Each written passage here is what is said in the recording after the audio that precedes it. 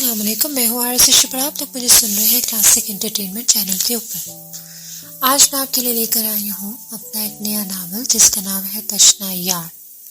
ये तशना दीदार का सीक्वल बिल्कुल भी नहीं है। इसकी थीम CEO बेस्ड है, लेकिन स्टोरी बिल्कुल चेंज है।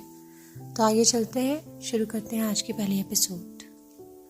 ड्रेसिंग रूम में बैठी मिंसा इस वक्त लाल रंग के जोड़े में पूर सजी नजर लग जाने की हद तक प्यारी लग रही थी। वहीं दहलीज में खड़ी फलक की नजरों में माजी के चुपते मंजर आसमाए थे जब मंसा ने उससे उसकी बचपन की मोहब्बत छीनी थी। इब्तिसाम हयात उसकी पप्पो का बेटा, जो कराची के जाने माने बिजनेसमैन हयात कासिम का इकलौता बेटा था। वो अमेरिका से पढ़कर आया था, जिसके दिल में मिंसा मजीद बसती थी। उसकी सौतेली बहन फलक ने अपनी निगाहों का जाविया बदला था। वो बेकरारी और इस्तराब के आलम में अपने हाथ में थामे ग्लास पर पकड़ मजबूत कर गई। मंसा, मैं इतने आराम से अपने इब्तिसाम को तुम्हारा नहीं होने दूंगी। बस देखती जाओ मैं क्या करती हूँ तुम्हारे साथ। फलक सर्द लहजे में बोलती उसके नजदीक हुई थी। बहुत प्यारी लग रही हो मंसा, आज तो तुम्हें किसी की नजर न लग जाए। इब्ती की तो खैर नहीं। फलक के लहजे में छुपे तंज को मंसा जैसी मासूम लड़की समझ न सकी। इब्तिसाम के जिक्र पे उसे अपनी हथेलियां भीगती महसूस हुई थी। वो भी आम लड़कियों की तरह अपने बाप के कहने पर इब्तिसाम हयात के लिए हाँ कह गई। वो आज पहली बार फलक को अपने साथ इस तरह हल्के पुल्के अंदाज में बात करता देख रही थी। चलो देर से ही सही, उसकी बहन को उस बात का एहसास तो हुआ। तुम काफी डाउन लग रही हो मंसा, अभी बारात आने में काफी वक्त है, तो ऐसा करो ये जूस पी लो, तुम्हें एनर्जी आएगी। वो चेहरे पे मकरूम मुस्कुराहट लिए कमरे से बाहर निकली थी, जिसके हाथ से मंसा ने जूस का ग्लास थाम लिया था। वो दरवाजे के बाहर से छुप के जब तक खड़ी रही जब तक मंसा ने उस पूरे जूस के ग्लास को पीना लिया। पार्टी अपने अरूज पर थी, सब लोग उसे भरपूर एंजॉय कर रहे थे, मगर वो एक कोने में खड़ा दुनिया से बेजार हराम महलूल पीने में मशगूल था। उसके वजी चेहरे पे सोच की परछाइयां थी। वो चौंका था। हेलो असवनन। सारा दिलावर अपने मुख्तसर लिबास में मलबूस दिलफरीब मुस्कुराहट के साथ उसके चौड़े शाने पे हाथ रखने की गुस्ताखी कर गई, जिसे असवनन यार कहर बरसाती नजरों से देखने लगा। उसके डैड दिलावर अली और असवनन यार के बाबा आपस में गहरे दोस्त थे, जिसके बायस सारा का बचपन से ही उनके घर में आना जाना था। वो मगरूर तबीयत के मालिक शहजादे असवनन यार के तिलिस्म में कैद थी, जो एक जाना माना बिजनेसमैन था। वो न सिर्फ पाकिस्तान में बल्कि दुनिया के टॉप 10 यंगेस्ट राइजिंग बिजनेसमैन में से एक था, जिसके तमाम ऑफिस में लड़कियों की भरमार थी, मगर वो उनसे खार खाता था, खासकर उनसे जो उसमें दिलचस्पी रखती थी। सारा दिलावर भी उसकी उसी लिस्ट में आती थी। मुझसे दूर रहकर बात क्या करो सारा दिलावर, वरना चल जाओगी। उसे गुस्से से मुठियां भीजते देखकर सारा का दिल मजीद उसका दीवाना हुआ था। असवन यार का सर से पैरों तक जायजा लेने लगी, जो ब्लैक पैंट कोट पर हल्के सफेद रंग की टाई पहने, बालों को जल्द से सेट किए, चेहरे पे बला की शान बेनियाजी सजाए, वो सच में गजब ढा रहा था। गुस्सा की माफ असवनन, ऐसी आग में जलना सारा दिलावर को 100 बार मंजूर है। वो साफ गोई से बोली, जिसके अल्फाज पर असवनन ने जिन सुलगती निगाहों से उसे घूरा था, वो बेख्तियार शर्मिंदा हुई थी। अगर तुम्हारे बाबा मेरे डैड के दोस्त ना होते, तब तक तुम इस दुनिया में मौजूद ना होती, इससे शुक्र मनाओ। वो टेबल पर पटकने के अंदाज में ग्लास रखते हुए बोला, जिसकी शोले उगलती जबान से लम्हे भर को वो डरी थी। मीर बख्श, मुझे ये फितना आज के बाद अपने नजदीक नहीं दिखना चाहिए। उसने सिगरेट सुलगाते हुए बेलचक अंदाज में कहा। जी साईं, मैं अपने कमरे में जा रहा हूँ, तुम भी जाओ। उसने अपनी मजबूत कलाई पे बंधी ब्रांडेड घड़ी को देखकर कहा। साईं, मैं चलूँ आपके साथ? वो अपने मालिक के लड़खड़ाते कदमों को देखकर बोला, जिसका मूड सख्त खराब था। नहीं, तुम जाओ, मुझे सहारों की जरूरत नहीं। सुबह की टिकट कंफर्म कर देना। जी साईं।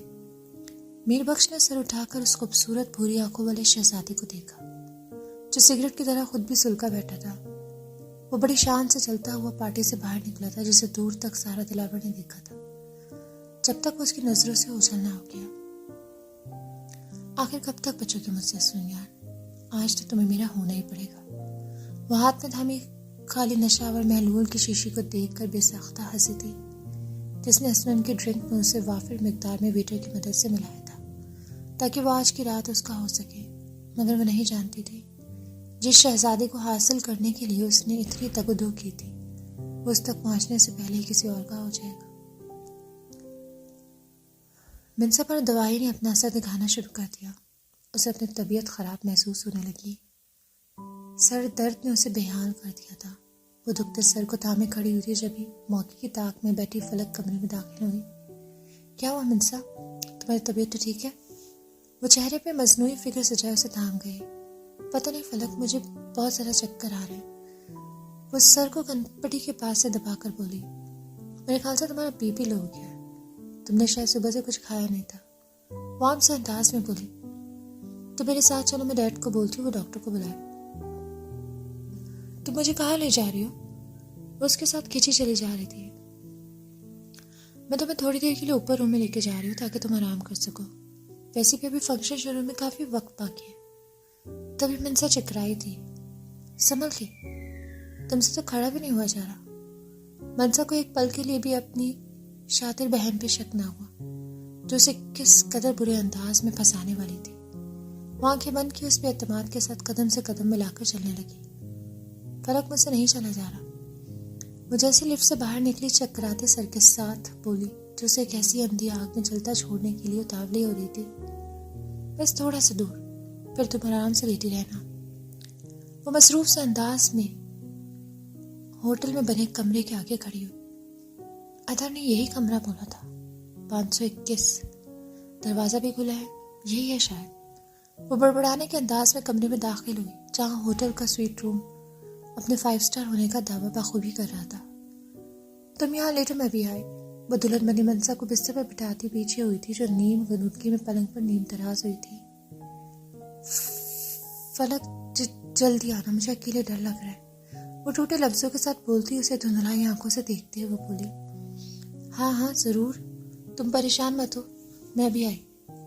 وہ تیزی سے اس پہ لحاف پھیلاتی کمرے کو بند کرتی باہر نکلی تھی، جس نے آج اپنی سوتیلی بہن کے لیے ایک ایسا ڈرامہ رچایا تھا جس سے اس کی آنے والی ساری زندگی بدلنے والی تھی۔ وہ اسے ایسی اندھی کھائی میں پھینک گئی تھی جس سے شاید ہی اب منصا کبھی باہر نکل پاتی۔ سانا، میری بات سنو بیٹا۔ وہ جو تیزی سے اسفنن کے پیچھے جانا چاہ رہی تھی اپنے ڈیڈ کی آواز پر پلٹی تھی۔ جی ڈیڈ۔ وہ بیزاری سے ان کی سم پڑی۔ بیٹا، ان سے ملو، یہ ہے مسٹر احمد۔ وہ بے دلی سے اپنے سامنے کھڑے شہر کے جانے مانے بزنس مین سے کوفت سے ملی۔ وہ بمشکل 5 منٹ بھی اس شخص کے ساتھ گزار نہ سکی۔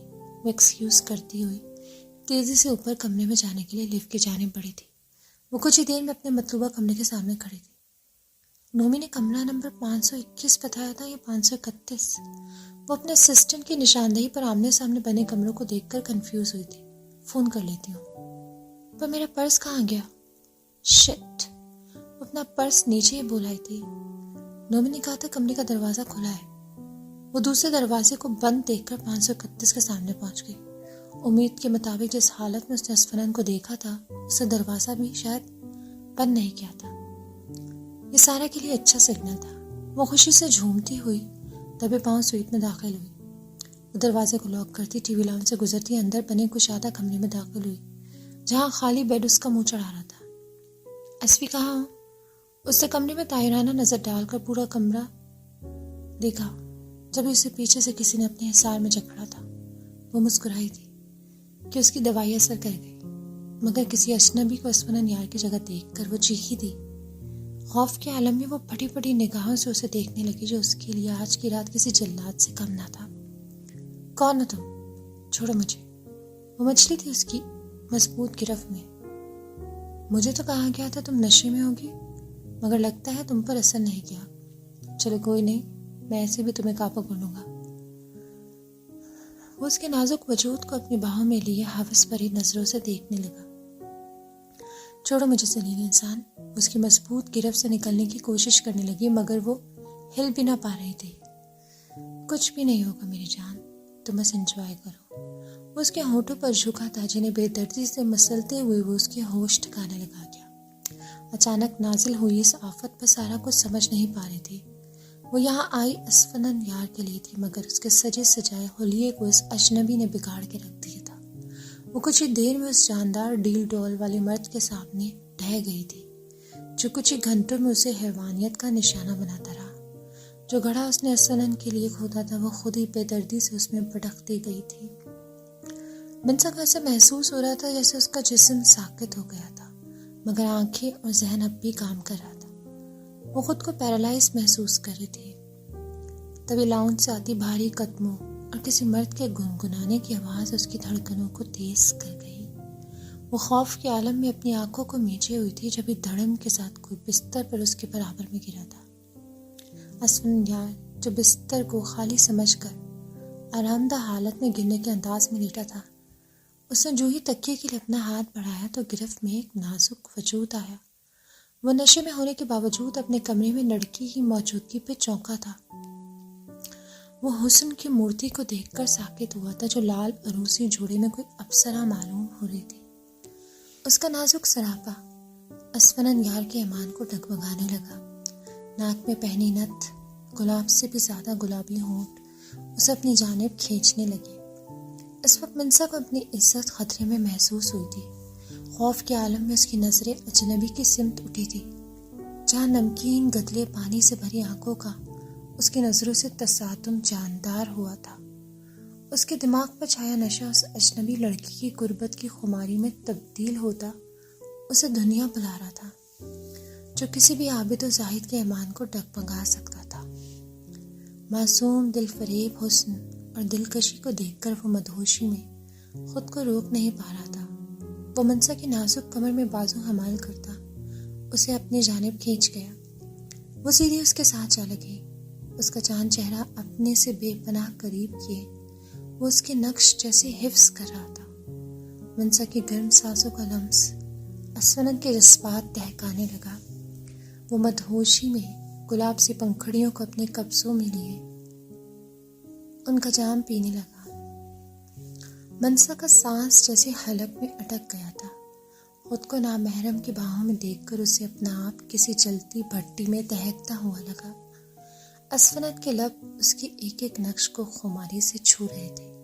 وہ اس کی سانسوں سے خود کو معطر کرنے لگا۔ اس سے پہلے بھی کئی لڑکیاں اس کی زندگی میں داخل ہوئی تھیں، مگر وہ کبھی کسی کے اس حد تک نزدیک نہ ہوتا۔ منسا کو چھو کے وہ اسے اپنی روح کا حصہ لگی تھی، جو اس تپتے صحرا پر کسی بہار کی طرح برسی تھی۔ وہی اس کی پہلے سے بھی زیادہ بڑھتی شدتوں پر منسا نے خدا سے اپنے لیے موت مانگی تھی۔ وہ اسے دھکیلنا چاہ رہی تھی، مگر اس کا جسم جیسے لاغر تھا۔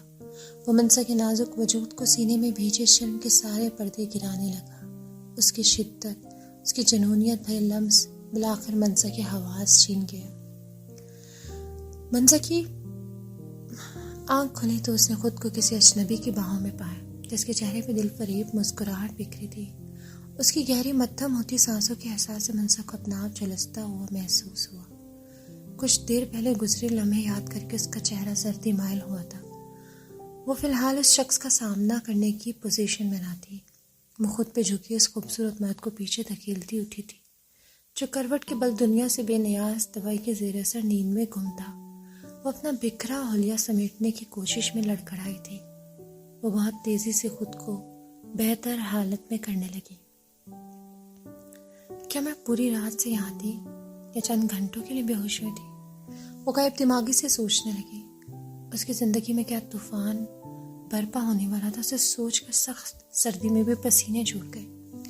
اس کا سر ابھی بھی چکرا رہا تھا، آنکھیں بے پناہ رونے کی وجہ سے سوج گئی تھی۔